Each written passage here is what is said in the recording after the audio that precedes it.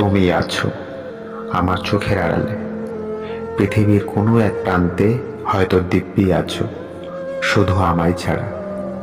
বিশ্বাস করো, এটা ভাবলেই এত সুন্দর পৃথিবীর সব মিষ্টি স্বাদ আমার কাছে এক লহমায় কেমন যেন বিশ্রী তেতো হয়ে যায়।